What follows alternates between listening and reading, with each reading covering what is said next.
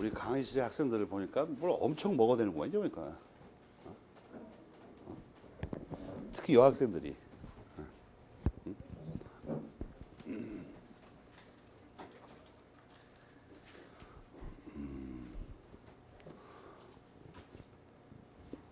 공부하는 사람이 원래 갖춰야 되는 덕목 중에 하나가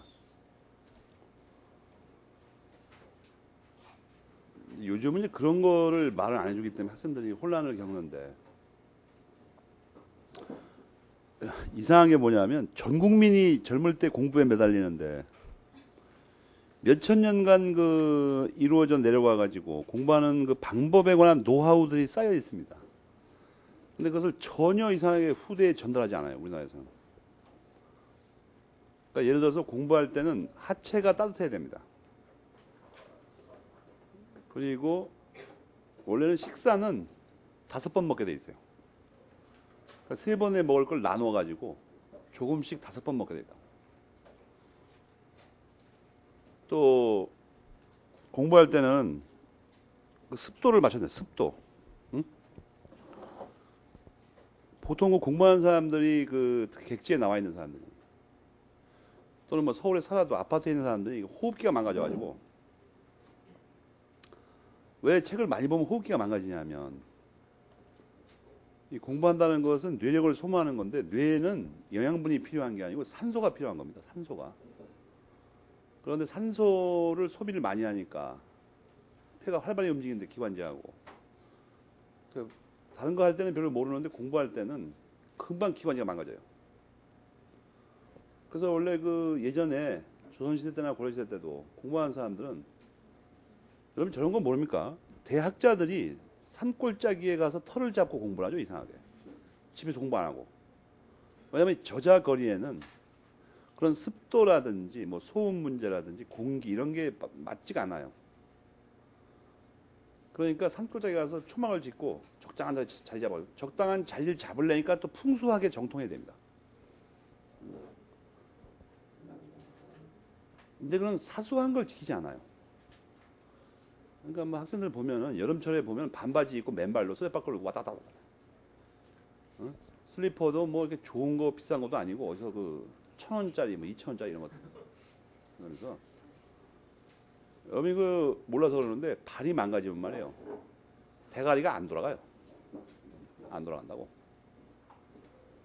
그러니까 신발 이런 거는 비싼 걸 사서 신으세요. 그럼 연구를 해요, 연구. 요즘 인터넷도 있고 그런데. 그리고 뭐 방 안에 습도 맞추는 거라든지 공기 같은 것도 신경 써야 됩니다. 산소 소모량이 머리 안 쓰는 사람보다 한 2.5배 정도 돼요. 공부 열심히 하려면, 집중하려면. 그러니까 장소 나쁘고 막 하체 너무 시원하고 습도 안 맞고 이러면 공기 막지 않고, 아무리 책상에 앉아 있어봐 잡생각만 나고 공부가 안 돼요. 그런데 환경은 개판으로 만들어 놓고 집중을 하겠다고 이를 악물고 있어봐야 아무것도 안 들어와요. 어느 정도 맞아야지. 그다음에 음식도, 지금 내가 말하는 것들은 우리는 몇천 년 전부터 알고 있었는데 미국에서는 그걸 알아낸 지가 한 20년밖에 안 돼요. 그 음식 같은 경우는 책을 보는 동안에는 고기를 안 먹는 게 좋습니다. 특히 그 육지에서 자란 고기를 안 먹는 게 좋다고. 그것은 하버드에서 실험적으로 찾아냈어요. 고기를 먹게 되면, 육류를 섭취하게 되면 많이 대가리 회전수가 낮아져요. 30분에 이해할 걸 2시간 만에 이해하게 된다고. 그런 걸 좀 찾아봐요, 좀. 그래서 안 해야 될 거는 하지 말아야 되죠. 그다음에 담배 같은 걸 피우면 안 되고, 공부하는 사람이. 또 술 같은 것도 이렇게 좀 절제를 해야 되죠. 요즘은 그 술을 엄청 잘 먹는 것이 상당히 그 능력이라고 생각하는 사람이 많은 것 같은데, 알코올을 많이 섭취하면 뇌세포가 아주 급속하게 파괴됩니다. 물론 이제 하루에, 보통 사람도 하루에 몇만 개 파괴돼요. 근데 너무 많아가지고 한 140억 개 되니까 뭐 몇만 개 파괴돼갖고 차이가 별로 안 나지만 좋을 리가 없지 않습니까? 폭음 같은 거 하지 말고. 그런 사사로운 거 있어요. 그 어떤 세부적인 그 사항들을 좀 공부할 때는 어떤 게 제일 좋은 거예요? 좀 연구를 해야 될 거 아닙니까? 되지도 않는 환경 속에서 공부를 하겠다고 설치는 것도 웃기는 일 아니에요, 그것도. 옷 같은 것도 화학사로 된 걸 입지 말라, 이거냐. 가능하면 면으로 된 걸 입으라, 면으로 된 걸. 비싼 게 좋은 겁니다, 비싼 게. 우리가 그 왜 외국에서 욕을 먹냐 하면 이 천민 문화가 발달해 있습니다. 그러니까 뭘 워낙 비싸니까 그렇지만 예를 들어서 뭐 김치를 먹는다. 우리나라 사람은 김치를 뭐 먹는다 이러면 뭐 김치 한 그릇에 예를 들어서 뭐 4만 원짜리 이런 건 먹을 생각을 안 합니다. 가치를 몰라요, 그걸. 김치 문화가 발달하지 못하지 않습니까? 일본에 뺏긴다고 우선권을. 김치도 정말 잘 만든 김치들은 말이에요. 우선 김치가 첫째 우리나라에는 남한 쪽에만 수천 가지가 있습니다. 그 자체를 몰라요, 첫째. 그 다음에 그 중에 어떤 김치들은 한 그릇에 막 몇십만 원 하는 것들이에요, 이것들은. 분명히 맛있고 뭐 다르니까 돈 비싸게 받는 겁니다, 그거. 그러니까 음식 문화, 뭐 예를 들어서 여러분들 뭐 소고기를 구워 먹는다. 고시 공부할 때 고식당에 가서 맨날 뭐 2,000원 내고 먹어버렸다니까 고기가 똑같다고 생각하는 것 같더라고. 안 그래요? 여러분 정육점에 잘 아는 집에 가서 물어봐요. 고기가 좋은 고기가 얼마쯤 하냐고. 그 고기 이름들도 아주 낭만적입니다. 그야말로 진짜 그야말로.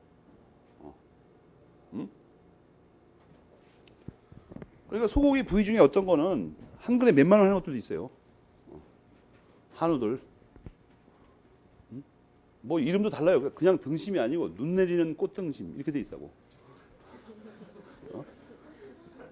그리고 고기 먹는 방법도 달라요. 프라이팬에다 팍팍 구워서 먹는 게 아닙니다. 살짝 데쳐가지고 거의 날거인 상태에서 먹어버려요. 원래 여러분 미국의 비디오, 싸구려 비디오라도 유심히 봐봐요. 서구인이 고기를 이렇게 바싹 익혀서 먹는 사람이 있는가. 거의 날거인 상태에서 먹게 돼 있어요. 영양소를 파괴하지 않고. 근데 우리나라의 싸구려 고기는 그렇게 먹을 수가 없어요. 우리는 보존 상태가 엉망이고 위생 가공 처리를 거의 안 합니다. 그 다음에 그게 뭐 한우인지조차 의심스럽고 사료 먹여서 막 적당히 키우는 거고. 그러니까 음식 같은 거를 좀 구별하라. 우리나라에서 비싼 요리 많죠. 홍어회 같은 거는 원산지에서 직접 제대로 만든 것들은 한 접시에 몇십만 원 합니다. 원료가 되는 그 홍어회 삭힌 게 그게 한 마리에 몇십만 원 하죠, 우선. 제대로 된 것들은. 근데 가끔 지난번에도 시험에 붙은 학생 하나가 고맙다고 찾아와서 홍어회를 먹으려고 따라갔어요. 정신없이. 알고 가는 줄 알고. 근데 뭐 가자미를 이렇게 삭힌 거를 내놓는 집에 갔어요. 이게 한 접시 한 4, 5만 원 받는 것 같더라고. 근데 안 먹는다고 그랬어요, 난. 그리고 이제 강의를 했어요, 20분 동안. 홍어회를 지가 먹는 것도 아니고 더군다나 선생한테 대접하는데 이런 가짜를 파는 데 데리고 와가지고 그것은 무리한 일입니다, 그것은. 남에게 음식을 대접하는데 대접하는 음식에 대해서 아무런 연구도 거치지 않고 가짜를 파는 데 데리고 와가지고 모욕하는 거죠, 그건. 상대방을. 돈 써가면서. 무식하면 당할 재간이 없어요. 그러니까 이게 뭐든지 지식도 그렇고 먹는 것도 그렇고 입는 것도 그렇고 호흡하는 공기도 그렇고 자기 삶의 모든 전방위에 걸친 모습에서 고급화 시키세요. 모르면 배우고 어른들한테 물어보고 그래가지고 뭐 그냥 되는 대로 그냥 뭐 삼시세끼 먹으면 되지 않냐? 그렇게 살 바에는 뭐라고 책을 봐요? 그냥 편하게 살지. 아무렇게나. 고통스럽게 책을 볼 필요 없잖아요. 수준을 좀 끌어올리라고 이렇게. 먹는 거 아무렇게나 먹는 사람이 공부는 대단히 우수한 내용을 알고 있다. 그건 불가능한 일입니다, 내가 알기로. 그러니까 자기 손가락 하나 움직이는 거, 말하는 거, 다 고급화 시키라고 다. 생각하는 거 이런 거 다. 그러면 여러분이 고급한 사람이 될 겁니다. 반드시. 허구한 날 생각하는 게 천한 것만 생각하면 천민이 되는 거예요, 그냥. 작업도 상대방을 좀 고급화시켜서 골라요. 이미 고른 사람은 할 수 없고, 요새 그 노트북 광고에 재밌는 말이 나오더만, 그거 상당히 의미심장한 말입니다. IBM 거 선전하면서 그러더라고. 노트북 치면서 지금 이걸 바라보면서 고통받는 사람이 이걸 못 산 사람이 아니고 딴 걸 산 사람이라고. 이미. 그건 맞는 말입니다, 내가 볼 때. 모든 걸 고급화시키세요. 왜 자신을 자꾸 낮추려고 애를 써요? 자신을 낮추는 때가 따로 있습니다. 자신을 낮출 때가, 낮춰야 할 때가. 주변에 자기보다 약한 사람들한테는 자신을 낮춰야 됩니다. 나보다 못한 사람들한테는. 분별을 하고 살아야지. 그 금치산자를 봅시다. 금치산자도 역시 한정치산자와 마찬가지로 가장 중요한 거는 요건에서는 심신상실의 상태가 심신박약이나 낭비하고 다르지만 가정법원의 금치산 선고를 받아야 된다는 점에서 똑같습니다. 요건상으로는 첫째 낭비가 없습니다. 낭비가. 그리고 심신박약이 아니고 상실인데 더군다나 덧붙여진 말이 뭐냐면 그 상태에 있어야 된다는 거예요. 여러분 조심할 게 이 상태라는 한자는 법전에 나와 있거든요. 이 법전에 나와 있는 상태는 우리가 통상 말하는 이 상태하고 다른 상태죠, 이게. 그죠?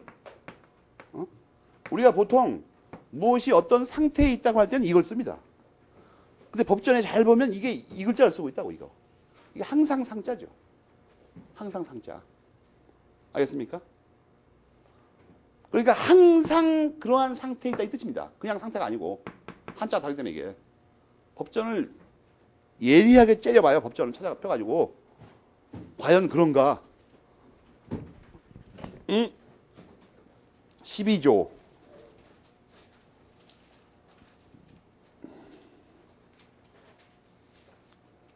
이게 항상 상자를 쓰고 있다는 점을 조심하라 이런 얘기입니다. 그러니까 심신상실이 가끔가다 있으면 안 돼요. 항상 그래야지. 남의 글을 읽을 때는 말이에요. 법조문이든 법학책이든 죽을 힘을 다해서 긴장하고 읽어야 됩니다.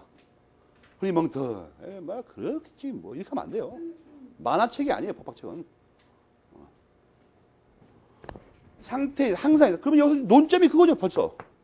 항상 그렇다는 게 정확하게 뭘 말하는 걸까?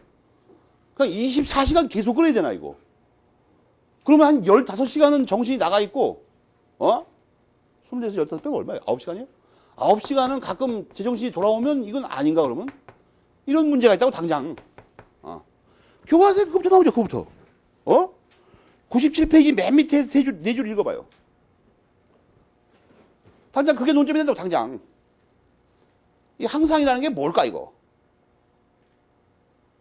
거기 뭐라고 써 있어요? 가끔은 제정신이 돌아와도 대충 대부분 맛이 가 있으면 그 상태에 있다고 본다 이거예요. 알겠습니까? 그 위에 있는 건 왜 설명 안 하는? 그 위에 있는 건 똑같은 내용이죠. 여기 앞에서 본 거하고. 가사소송규칙 33조. 똑같은 내용이라고.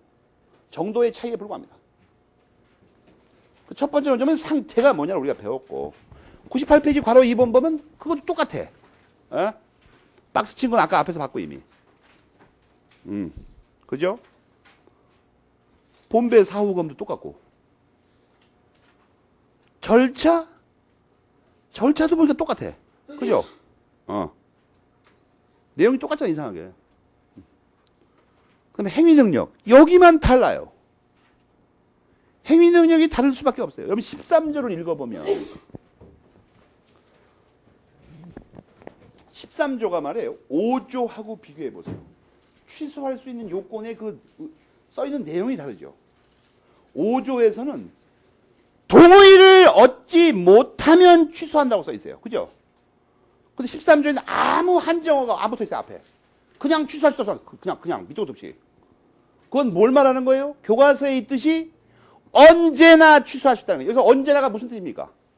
교과서에 써 있잖아. 동의를 얻었더라도. 조문이 다르다고, 조문이 아예. 알겠습니까? 한쪽에는 같은 종류의 무능력자인데 한쪽에는 동의를 얻지 않으면 취소할 수 있다고 써놨는데 한쪽에는 그냥 취소할 수 있으면 뻔한 거예요, 이건. 이 앞 뒤에 거에 뭐가 생략된 거예요? 동의를 얻었더라도. 그래서 교과서에 그부터 나오잖아. 두 번째 줄에. 법조문 자체가 다르니까 아예. 동의를 얻었더라도 취소할 수 있습니다. 왜 그런 거예요? 의사 무능력자니까. 의사 무능력자 아까 앞에서 봤잖아. 그러니까 아무도 새로운 게 없어요.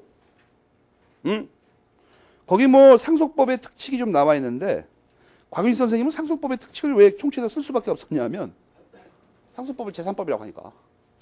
그러니까 여기다 써놓은 거예요, 그냥. 알겠습니까? 상속법에서 자세하게 배우니까 여기서는 뭐 사실 그걸 몰라도 됩니다. 알면 더 좋고. 그 정도의 건.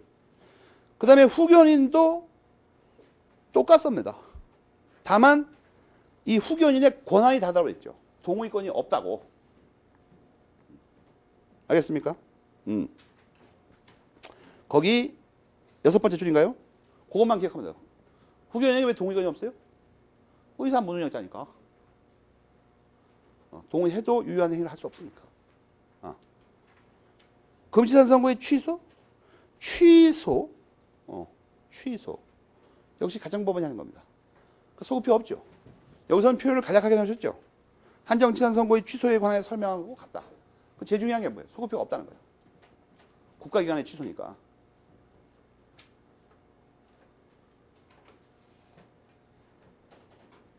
그러니까 뭔가 기초가 돼 있으면 이건 읽는 데 힘들지 않습니다. 팍팍 넘어가지 않습니까? 중요한 거 안 빼먹고. 그 다음에 이제 우리가 배워야 될 게 무능력자의 상대방의 보호입니다. 이거는 뭐 2차 시험에도 자주 나오고 모든 케이스 문제 항상 문제가 되죠. 1차 시험에도 당연히 자주 나오고. 이 무능력자의 상대방의 보호가 무능력자 제도에서 수업용 논점 비중으로 말하자면 가장 높은 겁니다. 별표가. 무능력자의 상대방의 보호. 이게 시험에 나오지 않기를 기대하는 것은 이것은 바늘이 낙타를 통과하는 걸 기대하는 것과 똑같습니다. 난 이 말을 할 때마다 몸부림치는 낙타의 모습이 떠올라. 그럴 거 아니야. 바늘이 그 몸을 통과하면 얼마나 아프겠어. 불가능합니다.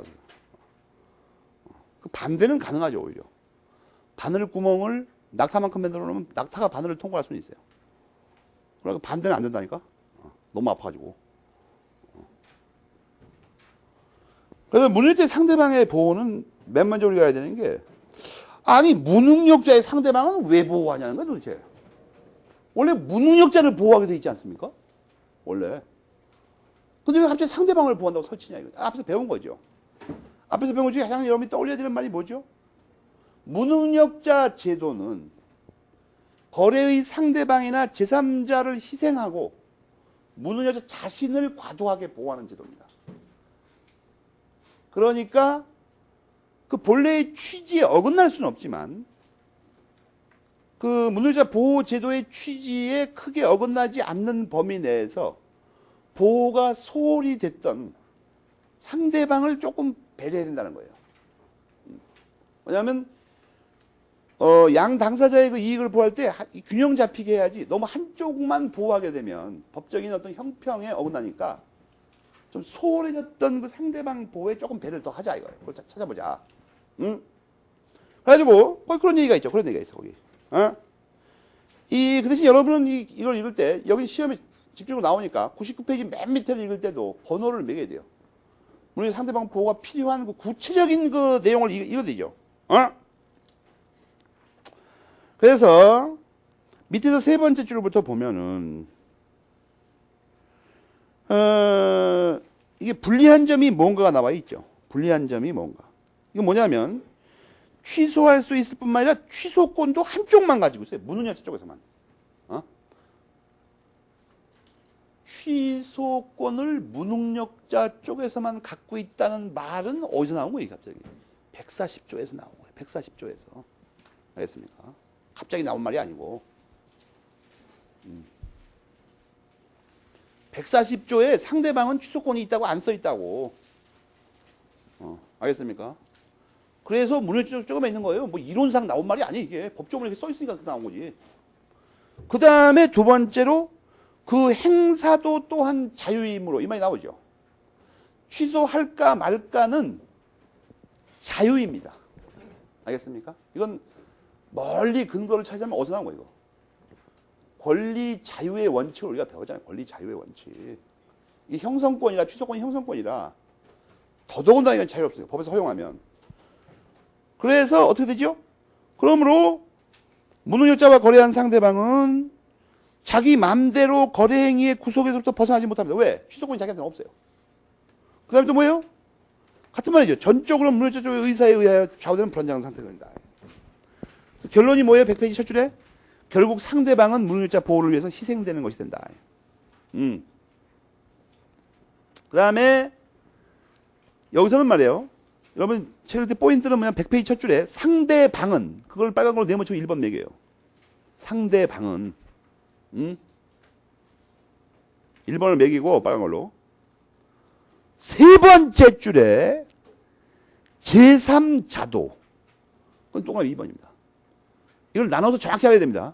상대방은 뭐가 불리하고 제3자는 뭐가 불리하냐.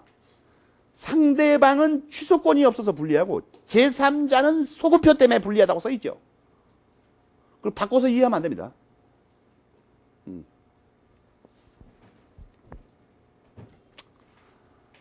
그래서 결론적으로 상대방과 제3자를 합쳐서 세 번째 줄 오른쪽에 한마디로 뭐예요? 거래 안전을 위협한다. 알겠습니까? 거래 안전. 1, 2번에서 선을 이어가지고 거래 안전에다 두 개를 모아놔요.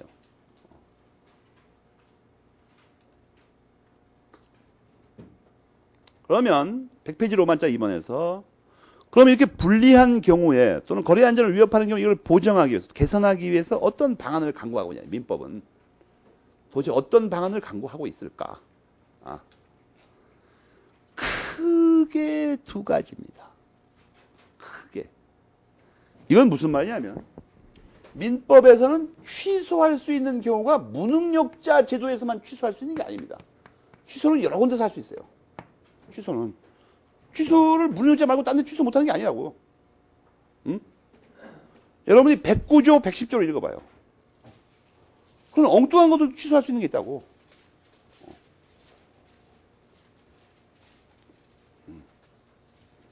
알겠습니까? 그러니까 취소를 뭐 무능력자니까 할 수도 있고 착오에 의한 의사표시, 또 사기 강박에 의한 거, 여러 가지 있어요. 여러 가지 하여튼. 이 모든 취소에 공통한 구제 방법이 있습니다. 알겠습니까? 이 모든 취소에 공통한 구제. 그 다음에 또 뭐가 있냐면 무능력을 이유로 한 취소에만 적용되는 구제 방법이 또 있어요. 알겠어요? 그럴 거 아니에요. 딴 취소에서는 인정 안 되는 무능력을 이유로 한 독특한 구제 방법이 하나 있고, 그렇지 않고 이것도 포함해서 모든 취소 사유에 공통적으로 인정되는 공통적인 구제 방법이 또 하나 있다고. 이건 쉽게 이해가 되죠. 그럼 여러분이 그 로마자 2번을 읽고 그걸 둘로 갈라놨다고 써있죠, 여기.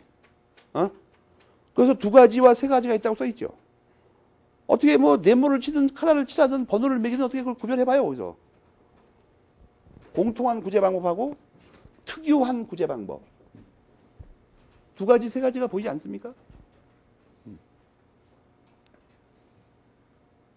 번호를 매기면서 정돈을 해봐라, 어떻게 멋있게. 한눈에 확 들어오게 그냥 컬러풀하게.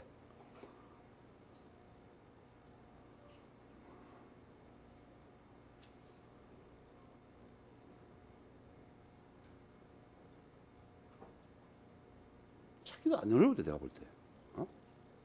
단기 소멸기간과 법정 추인이 있고 맨 밑에 보면 말이야. 써있네 순서대로. 최고권과 철회 거절권, 취소권 상실 써있잖아요.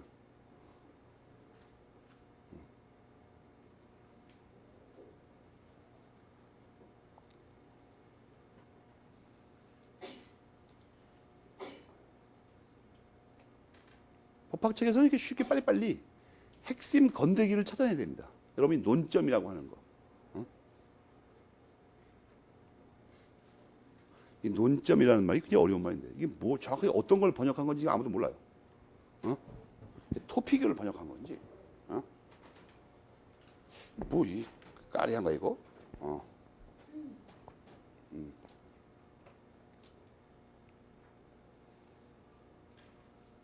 법학책을 누가 잘 읽는지 좀 참고서 알려주면 어릴 때부터 그 소설책 같은 거 읽기 좋아하는 학생들 있죠. 둘 중에 하나입니다. 소설책을 잘 읽거나 아니면 수학을 잘하는 사람이죠. 수학적 사고가 발달하는 사람들. 이 둘 중에 한 사람이 법학책을 엄청 빨리 읽습니다. 바로바로. 어? 소설책을 잘 읽는 사람은 왜 빨리 읽냐면 소설책이 보다 길죠, 내용이. 등장하는 인물도 많고 정신이 하나도 없어, 그냥 읽으면. 근데 이거 어릴 때부터 읽기 좋아하는 사람이 습관이 돼가지고 이상하게 그 아주 그 핵심 줄거리를 잘 찾아냅니다. 누가 뭘 어떻게 했고 어떻게 빨리 찾아내고 이걸 잠깐 읽으면서도. 어? 우리나라에는 좀 덜합니다. 왜냐면 우리나라에는 뭐 그 누구가 그저 박경희 선생님의 그 토지 같은 거 말고는 또 누구예요? 그 태백산맥 있죠. 이런 것 말고는 대하 소설이 거의 없죠. 여러분 번역된 거 있을지 모르겠는데 톨스토이나 뭐 이런 사람들 작품 있죠. 러시아어로 쓴 원판은 게 500권입니다. 500권 소설 하나가. 그 여러분 그 우리나라에서는 그 축약해가지고 한 권짜리 나오죠. 세 권짜리 뭐 이런 거 짧게 해가지고 그런 거는 그냥 읽었다고 안 그러는 거예요. 그런 건 그건 미친 거죠 완전히. 500권짜리 세 권을 줄여버리면 그게 무슨 내용이 있어? 아무것도 없지. 그러니까 우리나라는 그게 잘못입니다. 그게 안 읽으면 많은 거지. 아니 500권짜리 세 권을 줄여버리면 그게 무슨 내용이 있어? 그 알맹이가 뭐가 있냐 거기. 그럼 그걸 읽고선 책을 읽었다고 이상하게. 그건 사기치는 거죠 그냥. 일본 같은 데는 대중소설도 보통 몇십 권짜리입니다. 뭐 68권 막 이렇게 나와요. 대망 이런 거 뭐 백몇 권이죠 이거. 그런 거 어릴 때부터 읽어보는 사람 생각해봐요 여러분. 그거 읽으려면 등장인물만 수천 명이죠 여기. 그 머릿속에 정돈하면서 읽어야 되죠. 나중에 잘못하면 막 아버지가 형으로 둔갑하는 수가 있으니까 이 정도를 잘 넣어 머릿속에서 이거 어떻게 하나 이거. 더불어 또 이 책을 재밌게 읽으려면 뭐 행동을 다 특징을 기억해야 되죠. 어릴 때부터 그렇게 훈련이 돼야 된다. 훈련이. 우리나라는 500권을 3권으로 줄여놓은 것도 아니고 그거를 5줄로 수능시험에 대비한 문장으로 바꿔놓은 걸 읽어 이상하게. 그러니까 이상하게 법학과에 들어왔는데 법학책을 못 읽어. 제 나라 말 써있는데. 괴이하게. 그러니까 찾는 게 뭡니까? 5줄로 압축 요약한 걸 찾고 왔었어요. 어릴 때부터 습관이 이렇게 돼 있어가지고. 응? 그래 공부가 안 되는 거야 이게. 뭘 이해할 생각을 안 하니까. 지금부터 이건 늦지 않았어요. 지금부터 책을 읽는 버릇을 기자. 알겠습니까? 찾았습니까? 근데 여기서 단기 소멸 기간 146조하고 145조의 법정 추이는 뒤쪽에서 배우니까 넘기고 여기서는 무능력자 제도의 특유한 제도 세 가지. 최고권, 철회 거절권, 취소권의 배제. 세 가지를 심도하게 한다. 알겠습니까? 먼저 최고권을 배운다. 최고. 최고권. 15조부터. 이거에 여러분 기출 문제 풀어본 사람은 알겠지만 또 요즘도 계속 나오는 게 그건데 이상 이거 한 가지밖에 안 나오죠. 문제가. 이 최고권에서 시험에 나오는 게 뭐예요? 15조와 131조와의 비교입니다. 이상하게. 왜 그걸 자꾸 시험에 내는지 법조문 찾아보면 알죠. 똑같은 글자가 들어가 있으니까. 15조와 131조에 끊을래야 끊을 수 없는 관계.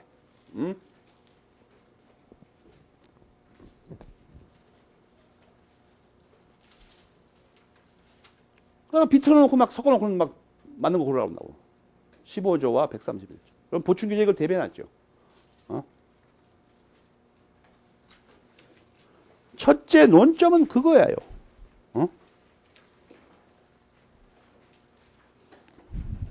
보충교재 96페이지.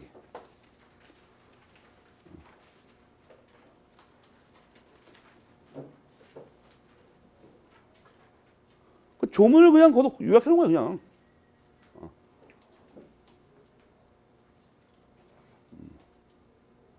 그 여러분이 조문을 대비해봐도 헛갈리는 게 똑같이 맞죠. 아무리 봐도. 그래서 시험에 자꾸 내는 거야 틀리라고. 그거 어떻게 찾았냐. 똑같은 글자가 있어서 찾았어요. 또 신통한 내용이 없고. 그게 시험에 제일 많이 나오고, 물론 그 내용도 조금 냅니다. 너무 민망하니까. 이 최고권은 말이에요. 이 책을 읽을 때 정말 조심해야 되는데.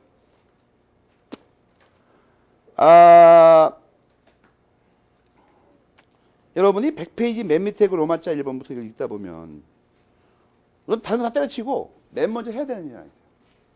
이 100페이지 맨 밑에부터 그 다음 페이지 첫째 문장까지를 잘 보면 이 문장 안에는 두 가지의 최고가 등장합니다. 뭐야요? 첫 줄에 나오는 거 있죠? 100페이지 맨 밑에 그 로마자 1번 첫 줄에. 일반적으로 최고. 그걸 네모치세요. 빨간 걸로. 일반적으로 최고. 그 다음에 101페이지에 두 번째 줄, 세 번째 줄을 걸친 말을 봐봐요. 무능력자의 상대방이 하는 최고. 네모치라고 또 봐요. 2번이죠. 그리고 거기 어디였어요? 금방. 101페이지 세 번째 줄을 보면 두 가지는 다르다고 써있죠. 거기. 교과서에 써있죠. 다르다고. 구별하라고. 이걸 구별을 해야 돼요. 다르다고 구별하라는데 왜 안 해? 그래서 보통의 최고 또 일반의 최고는 뭐고 무능력자의 상대방이 하는 최고는 뭐냐는 거야. 여러분이 잘 보면 보통의 최고는 간단한 겁니다. 거기 이제 깨알 글씨에 보면 독촉이라는 말이 보입니까? 독촉? 보통의 최고는 독촉 말하는 거예요. 빨리 해다오. 알겠어요? 보통 독촉이라고 써있잖아. 거기. 좋은 예라고 써. 좋은 예. 그러면 우리가 이걸 구별할 때는 구별 실익을 찾아야 되는데 보통 일반의 최고하고 무능력자의 상대방이 하는 최고하고는 결정적으로 뭐가 다르냐는 문제예요. 그게 100페이지 밑에서 두 번째 줄 나와 있죠. 보통의 최고는 어떻게 돼요? 법률의 규정이 없어도 얼마든지 할 수 있어요. 얼마든지 할 수 있어요. 알겠습니까? 얼마든지. 그러면 무능력자의 상대방이 하는 최고는 법률의 규정이 없으면 못해요. 그럴 수밖에 없는 게 무능력자의 상대방이 하는 최고 같은 건 말이에요. 거기 잘 읽어보시면 101페이지 첫째 문단. 그 자체의 효과가 있는 게 아니고 법률의 규정에 의해서 일정한 효과가 주어진다고 써있죠. 그러니까 반드시 법률의 규정이 있어야 돼요. 당연하지 않습니까? 결정적인 차이점은 그겁니다. 법률 규정이 있어야 되냐 없어도 되냐.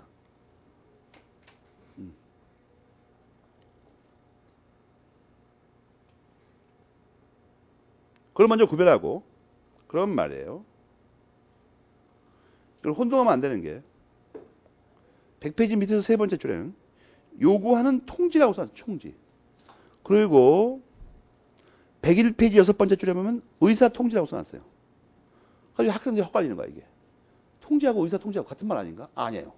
의사 통지는 법률 용어인데 100페이지 밑에 있는 통지는 그냥 보통 말하는 통지예요. 그냥 알려준다 이 정도인데 알려준다. 알겠습니까? 보통의 최고는 재촉, 독촉 이 정도 뜻밖에 없어요. 일상적인 말입니다. 여기서 또 한 가지 상식하고 다른 게 하나 있죠. 곽윤 선생님 가만히 100페이지 밑에 읽어보면 그냥 하는 재촉이나 독촉은 언제나 할 수 있다고 써있죠. 그러니까 이것도 조심해야 됩니다. 여러분 일상생활에서 이렇게 안 살죠. 예컨대 친한 친구나 형제간이라도 어떤 일을 자꾸 재촉하면 뭐라고 합니까? 성질을 냅니다. 왜 자꾸 재촉하는 거야? 알아서 할 건데. 원래 재촉은 여기 써 있죠. 아무 때나 할 수 있는 거예요, 원래. 그러니까 재촉하는 걸 뭐라고 하지 말아요. 여러분한테 누가 재촉하는 걸 뭐라고 하지 말라고. 독촉하는 거. 그걸 할 수 있는 걸 하는 거예요, 지금. 그걸 하지 말라고 그러면서 성질 내는 사람이 더 이상한 사람이에요. 교과서에 써 있잖아. 얼마든지 할 수 있다고. 보통 근데 여러분 집에서 성질 내죠. 그렇죠. 지금 아침 먹으려고 준비하고 있는데 자꾸 어머니가 빨리 밥 먹어 이러면 한 5번 연속으로 말해봐요. 그러면 성질이 팍팍 내면서 들어간다고. 왜 자꾸 재촉하시냐고. 상대방 막 헐뜯죠. 무슨 조급증이 있는 것 같다고. 막 환자로 매들어, 환자로. 그게 아니고 원래 할 수 있는 걸 하는 거예요, 지금.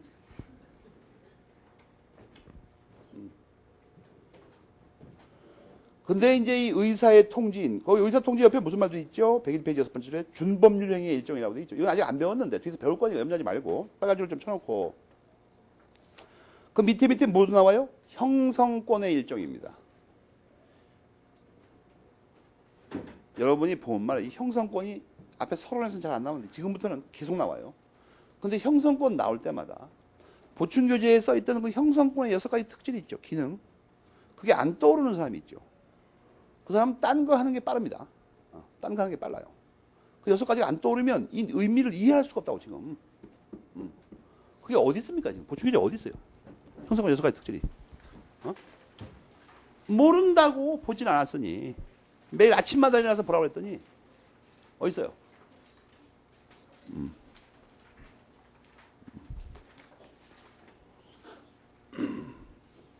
형성권의 6가지 특질은 DNA에 입력이 되어 있습니다. 알겠습니까? 그거 모르는데 민법을 공부하겠다고 하는 것은 그것은 뭐 내 생각인데 어디 뭐 아프리카 원시 부족의 민법 이런 거 연구할 때나 가능하지 문명 국가의 민법에서는 형성권의 6가지 특질을 모르면서는 공부가 안 돼. 이게.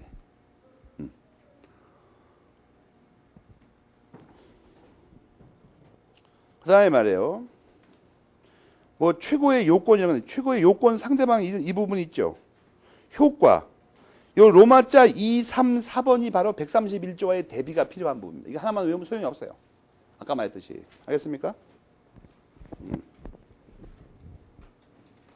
그건 131조와의 비교를 통해서만 공부를 해두시고, 아까 말했으니까. 그거 말고 논점 딱 하나밖에 없어요. 의사통지 형성권이라는 거 말고, 비교하는 거 말고, 논점이 뭐냐면, 102페이지에 세 번째에 나오는 그 특별한 절차 있죠. 특별한 절차가 딱 한 가지라는 거에 대해서 이설이 없다. 이렇게 되죠. 친족회의 동의. 알겠습니까? 15조 3항을 한번 보세요. 아무 말도 없잖아, 지금. 근데 그게 친족회의 동의라고. 그러니까 15조 3항은 여러분이 공부할 때 말이에요. 애당적으로 대입해서 기억을 해요. 대입해서. 15조 4항을 그렇게 복잡하게 공부하지 말고 친족회의 동의를 요하는 경우에는 동의를 얻어야 한다. 이렇게 기억하라고 아예.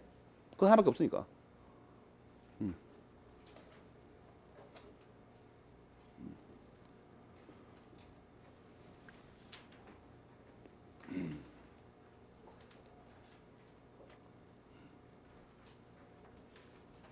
내가 비난을 좀 늦추면 말이에요. 슬금슬금 자가 등장해. 그리고 한마디 하면 자가 또 사 잠깐. 조금 있으면 또 슬금슬금 나타나고 있어. 어느 영화에서 본 장면이 떠올라 갑자기 나 지금.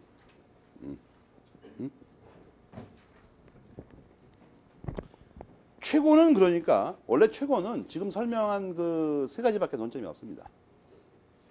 그러니까 보통 일반의 최고하고 구별해서 이게 의사의 통지고 준법률의 형성권이라 이 정도 하고 특별한 절차가 친족회 동의를 요하는 거다. 이거 말고는 130조 비교하는 거 없는데 사실은 그렇지 않고 이 최고가 형성권만큼 중요한 겁니다. 근데 지금은 처음이라 너무 여러분들 어려울 것 같아서 유보하는 것 뿐인데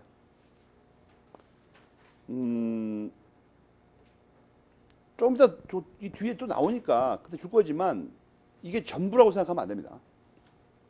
여기서는 이것만 알면 되지만 최고는 우리 민법에서 12가지 기능을 합니다.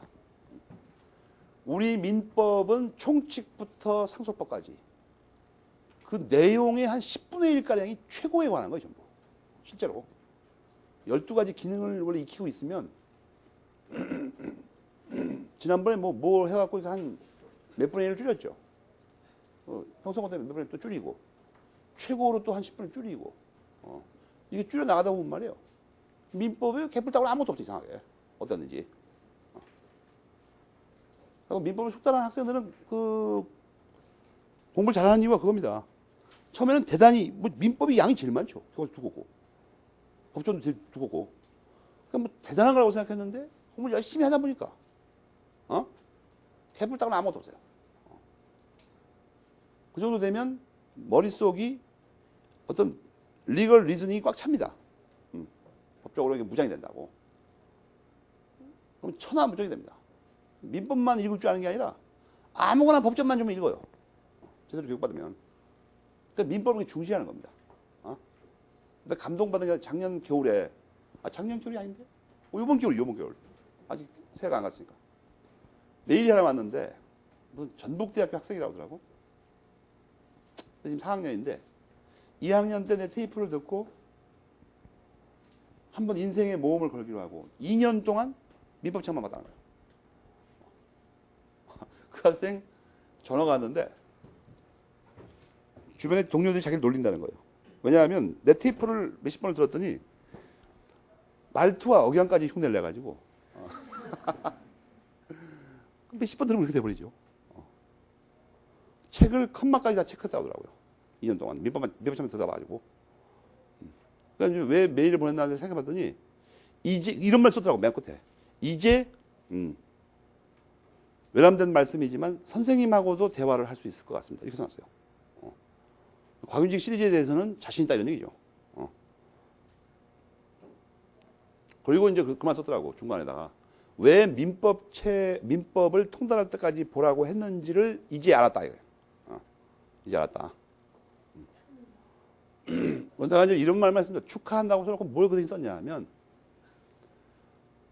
개인 대 개인으로서는 선생과 제자 간에 자네의 말을 충분히 신뢰하지만 우리 둘 사이를 벗어난 그 밖에 다른 사람에 대해서는 만약에 합격증이 발부되지 않는다면 신뢰할 수 없는 말이 되어버린다. 그렇죠? 민법이 통달을 했는데 먼 훗날 말이에요. 11번째 떨어지고 있다. 이게 곤란상이에요 이거. 그렇지 않습니까 이거? 응? 그건 도형무주 잘못하면 통달했는데 떨어지니까 이제. 몰라서 떨어지는 건 이해가 되지만 이제 그러지 말고 자만하지 말고 시험에 전념을 해야 되지 않겠냐. 근데 그건 그렇고 첫째 그 최고는 나중에 그 복잡한 건 알려주고 여기서 이제 핵심적인 거를 기억해두고 102페이지 두 번째 그 제도가 뭐냐면 상대방의 철회권과 거절권이 있습니다. 이 철회권과 거절권은 왜 두 개냐 하면 우선 그것부터 찾아야 되죠. 왜 이건 딴 제목이 하나인데 뭐 최고권, 취소권 배제 이렇게 하나인데 이건 왜 이건 철회권과 거절권 두 개냐 이거예요. 이것도 16조의 법조문을 보면 그냥 알 수 있습니다. 철회는 계약에 쓰는 말이고, 계약의 경우에 사용하는 거고, 거절은 단독행위라고 써있죠, 법전에. 아예. 그러니까 여러분은 외울 때 말이에요. 나중에 이걸 트릭을 거니까, 지문에서 묘하게.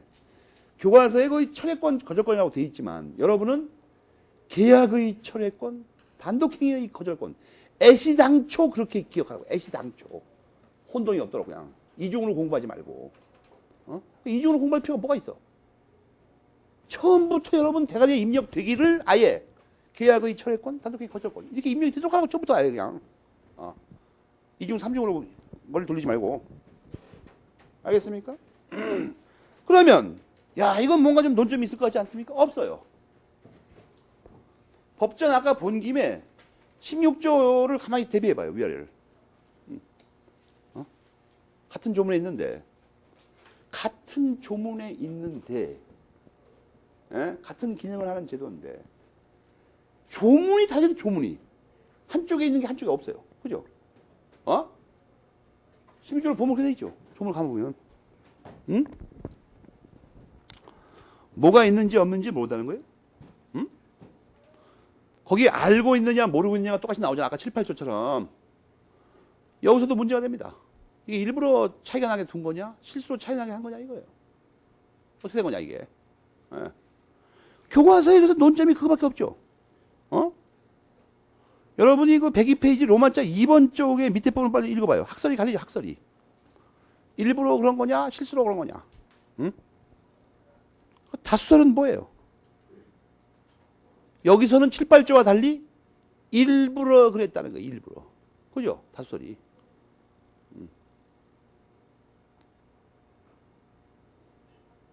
그 부분을 그렇게 어렵게 읽을 필요가 없다고.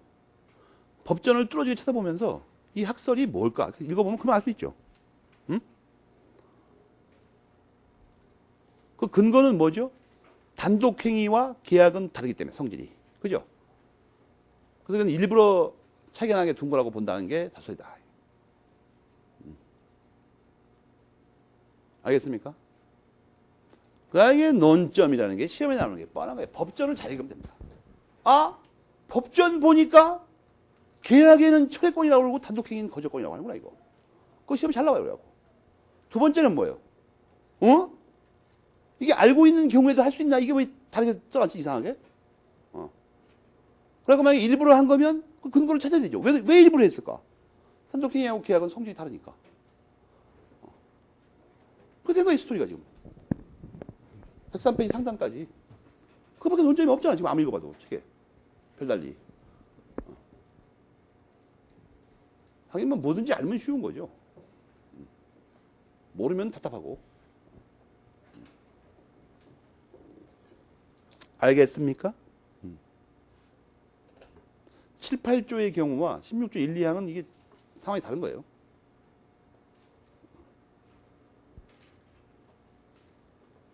여러분들은 말이야, 내가 너무 이렇게 간단하게 이렇게 얘기를 하니까 처음에는 의심이 들죠. 아, 이상한데? 민법이 저렇게 쉬울 리가 없는데? 그 생각이 더 이상한 생각입니다, 여러분들. 그 생각이.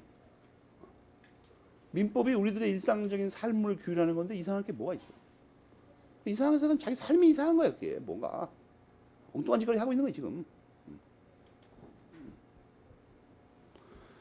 이 세 번째 게 중요합니다. 추석권의 배제. 물론 어려운 건 없어요. 17조를 해석하는 건데. 이거는 뭐냐면 잔머리 굴려가지고 속이면 아예 취소를 못하게 해버리는 거예요. 이건 왜 그러냐면 원래 무능력자, 특히 미성년자를 보호하는 이유는 뭔가 판단 능력이 정상인에 비해 성년에 비해서 좀 떨어진다고 생각해서 보호했던 거죠. 근데 잔머리를 써가지고 남을 속일 정도라면 판단 능력이 떨어지는 사람이 아니죠, 그렇다면. 지금 어른들을 잔머리 써가지고 속일 정도라면 걔가 판단 능력이 모자란다고 말할 수 없는 거예요, 지금. 그러니까 아예 취소를 못하게 해버리는 거예요, 이제는. 너는 무능력자라고 해서 취소 못한다 이거예요. 한정치산자, 금지산자 마찬가지죠. 뭐가 좀 박약하거나 띨띨해야 되는데 여러분 더 웃기지 않습니까? 띨띨한 놈이 멀쩡한 사람을 속여가지고 성공했다. 선고를 이쪽에 내야지, 이쪽에. 아니 덜 떨어진 놈한테 사기당해가지고 속임을 당할 정도라면 그 놈을 보호해야 되잖아, 우리는 오히려. 그래서 취소를 못하게 하는 거야, 이건. 그래서 잔머리로 나면 속여먹으니까 17조를 한번 읽어봐요, 그냥 조문을. 과연 그런가? 응? 이게 잔머리로 해서 남을 속이는 걸 사술이라고 해요, 사술. 알겠습니까? 사기술. 사술을 써서 두 가지 중에 한 가지 되죠. 두 가지 뭐예요? 믿게 하려고 했거나 동의 있는 것으로 믿게 하려거나. 알겠습니까? 능력자이라는 걸 믿게 하는 거예요. 그런데 여러분 이것도 조문 읽는 거와 관계 있는 거예요. 여러분 이거 17조 1항과 2항을 잘 보면 주어가 다릅니다. 그죠? 주어가 달라. 주어가 어떻게 다른 거예요? 동의가 있는 것으로 믿게 하는 데는 한정치산자고 미성년자밖에 안 나와. 근데 밑에는 무능력자라고 해가지고 다 포함해, 세 개를. 이건 여러분 이제 지금 좀 알고 있죠. 아까 배웠잖아. 금치산자의 경우는 동의권이 있을 수가 없다니까. 그러니까 동의가 있게 할 수가 없어요. 원래 없는 건데 뭘. 그 주어의 차이를 먼저 찾아낼 수 있어야 됩니다. 그걸 읽으면서. 이런 걸 독서법이라고 그래요. 법전을 읽을 줄 알아야 읽을 거 아니야. 무대법을 어떻게 읽어, 그걸. 그러니까 1항과 2항의 주어가 다릅니다, 내용이. 그죠? 금지산자는 동의권이 없으니까 동의가 있게 한 것을 믿게 할 수가 없어. 소용도 없고, 그거는. 동의 얻었더라도 취소할 수 있으니까. 그걸 먼저 염두에 두고 읽으면 이게 아무것도 아니야, 또. 아무것도 아니라고. 남은 논점 딱 하나예요. 그 사술이 정확하게 뭐냐, 이거예요. 그것도 되게 쉬운 거예요. 여러분, 봐봐요. 남을 속일 때 두 가지 방법이 있죠. 이거는 저 멀리서 이미 배웠는데, 이제 그 실제 내용을 접합을 못해서 여러분이 당황하는 거예요. 행위에는 말이에요, 행위. 행위에는 두 가지가 들어있죠. 뭐가 들어있어요? 자귀와 부자귀가 있다고. 적극적으로 어떤 행동을 하는 걸 자귀라고 하고, 소극적으로 뭔가 하지 않는 걸 부자귀라고 합니다. 그런데, 아저씨, 나는 말이에요. 21살이라니까요. 이거는 자귀입니다. 적극적으로 남을 속이는 거예요. 그런데 반대라는 경우가 있죠. 아저씨가 의심스러워가지고 의심스러운 눈초리를 지금 보내고 있어요. 아래로 훑어보면서. 그런 거 하면 또 물어보는 사람도 있죠. 아니, 좀 너무 어려 보이지 않나? 이런데, 예를 들어서 이럴 때 소극적인 방법을 쓰는 사람이 있죠. 예컨대 몇 개 나지도 않는 수염을 안 깎고 형이 휴가 나온 그 군복 바지 입고 나타나가지고 그리고 뭐 이렇게 먼 산을 바라보면서 기분 나쁘다는 표정을 짓고 있다. 기분 나쁘다는 표정. 왜 나를 깔보냐는 듯한 표정을 짓고서 그래서 속아 넘어간 사람이 있죠. 요새 그 미성년 담배하고 술 못 팔게 돼 있죠. 어떤 놈이 와갖고 담배 한 갑 주세요. 그 주인이 한마디 수상해가지고 말이에요. 쳐다보고 있는데 아니면 딴짓거리 하는 놈도 있어요. 왜 세상 사람들은 이렇게 나를 어리게 보는 거야, 이거. 먼 산 바라보면서. 또는 뭐 다른 말 할 수도 있죠. 이거 너무 어려워 보이는 것도 이게 문제야. 뭐 이러면서. 그런 것도 사술이냐, 이거야, 그런 것도. 예를 들어서 가만히 있는 것도. 한 말 안 하고. 그 문제 아무 문제도 아니고. 두 개예요, 그러니까. 그래서 보면은 바로 1번에 근데 여기서 약간 조심할 게 뭐냐 하면 여러분 이거 줄을 쳐봐요. 번호를 매기면서 103페이지 괄호 1번에 두 번째, 세 번째 줄이 있죠. 줄 쳐봐. 이어진 문장. 두 번째, 세 번째 줄에 이어진 문장이 있죠. 그거하고 그 끝부분에 예컨대로 시작하는 문장이 있죠. 예컨대. 그거 줄을 쳐요.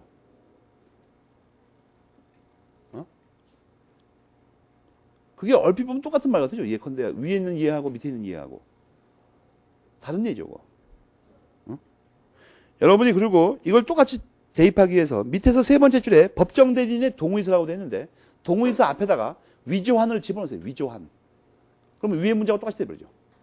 위조한을 집어넣어버리면 그래도 마찬가지 문제입니다. 알겠습니까?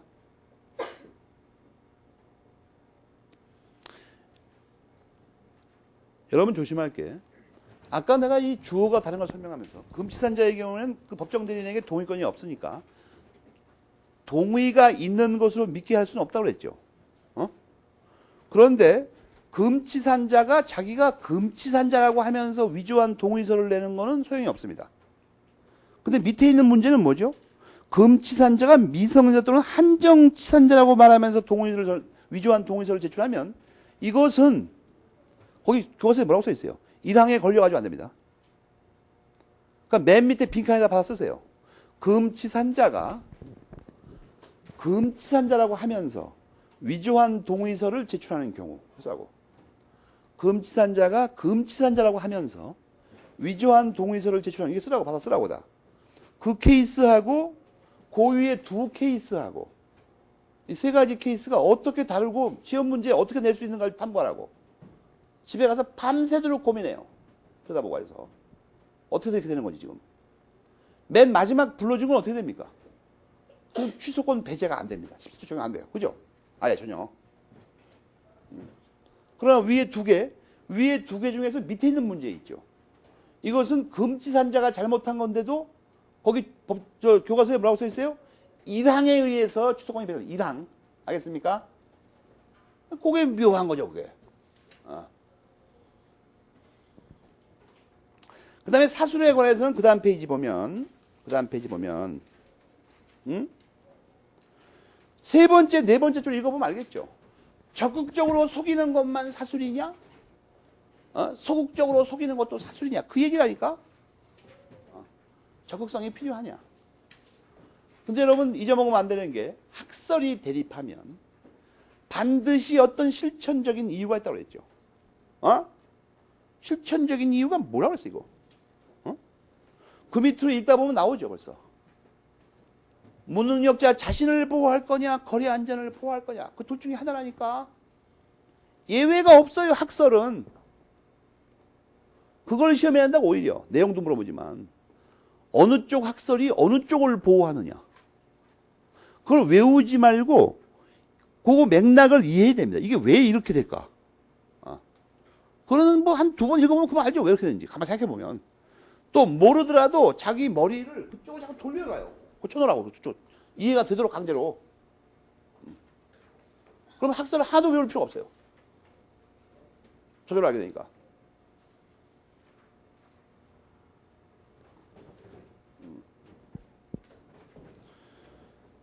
그 다음에 말이에요. 한 가지 조심할 게 뭐냐면 104페이지 괄호 3번이 있죠. 상대방이 믿었어야 됩니다. 이건 왜 중요하냐면 살다 보면 이 요건이 굉장히 중요한 요건이에요. 케이스 같은 데서. 무능력자가 밤새도록 잔머리 굴려가지고 뭔가 짜냈어요. 뭔가를. 속임수를. 그 다음날 속였어요. 그런데 여러분이 이걸 오해하면 안 돼요. 보통 미성년자들이 착각하는 게 뭐냐면 뭔가 기발한 생각을 떠올린 다음에 어른들을 속이면 속아 넘어갔다고 생각하는 사람이 있습니다. 그런 거를 들떠진 놈들이라고 그래요. 개 중에는 속아 넘어간 사람도 있습니다. 가끔. 대다수는 만약에 그걸 원하는 대로 한다면 그건 속아 넘어간 게 아니죠. 속아준 겁니다. 그냥 알고. 알겠습니까? 그렇게 하면 안 된다는 겁니다. 지금. 알고 속아주면 안 된다는 거예요. 정말로 믿고 속아야 됩니다. 알겠습니까? 이거와 관련돼서 이런 것도 정상적으로 산 학생들은 쉽게 이해가 돼요. 가정에서 부모하고 같이 산 사람들은. 여러분이 부모한테 뭐 거짓말하고 뭐 속이면 속아 넘어간 것 같지만 안 속아 넘어간 거예요. 알고 속아준 거죠, 그냥. 부모들은 대가들입니다. 왜냐면 자기 자신이 젊을 때가 있었죠. 자기 자신도 어릴 때 부모들을 엄청 속여봤다고. 그건 나이가 먹어서 깨닫게 됩니다. 아, 그때 우리 엄마 아빠가 나 속아준 게 속은 게 아니고 많이 알면서 속아줬구나. 나이 먹으면서 혼자 화장실에서 거울 보고 얼굴이 빨개집니다. 야, 근데 우리 아빠 엄마는 그렇게 능청스럽게 속아줬을까? 뻔히 알면서도. 응? 이 세상에 정말 그 천박한 사람이 누구냐면 부모, 특히 할머니들이 있죠. 할머니를 속일 수 있다고 믿는 사람들입니다. 이런 것들하고는 상종을 하지 말아야 돼요. 이런 무식한 것들하고는. 여러분, 그 할머니, 할아버지들은 말이에요. 여러분을 볼 필요도 없어요. 전화로 목소리를 들어도 그냥 훤히 압니다. 지금 뭐 하고 있는지, 무슨 생각하고 있는지. 만약에 여러분 중에서 지금 내 말을 듣고, 아, 그럴 리가 있을까? 이렇게 생각하는 사람은 보나만 합니다. 지금 부모하고 오래 안 산 사람이죠. 생활 같이 안 한 사람입니다. 어릴 때부터 부모하고 같이 살면서 정상적으로 사는 사람들은 그걸 본능적으로 알고 있어요. 본능적으로 알고 있다고. 그러니까 뭐 부모나 뭐 이렇게 할머니, 할아버지 이런 사람을 속이고 있다고 믿는 사람 있죠. 큰 띨띨한 놈들입니다. 내가 볼 때. 덜 떠진 놈들이에요. 그런 덜 떠진 놈들이 무슨 법학을 이해하겠어요. 그 머리 가지고. 그래가지고 여기서 하고 싶은 말이 뭐냐면 바로 3번은 뭐예요? 믿었거나 믿었어야 한다고 되어 있죠. 그렇지 않고 뻔히 알면서 속아주면 어떻게 돼요? 취소권 배제 안 됩니다. 17조 요건을 못 갖춰요. 알겠어요? 그래서 소위 숨은 구속 요건이라고 해갖고 법적으로 명시적으로 나타나지 않더라도 일반 이론에 의해서 인정되는 겁니다. 요건. 네 번째 뭐예요? 그러한 오신, 그 속아서 잘못 믿고 법률행위 했어야 됩니다. 그럼 어떻게 돼요? 취소권이 배제된다는 게 뭐예요? 무능력을 이유로 취소 못합니다. 이제. 그럼 어떻게 됩니까? 확정적으로 유효하게 됩니다. 알겠습니까? 오늘 그 핵심만 얘기했는데 거의 다 얘기했습니다. 그래도 정돈하는 것은 부교재를 보고 상세히 써놨으니까 복습을 철저히 하라는 얘기입니다. 알겠습니까? 오늘 여기까지 하겠습니다.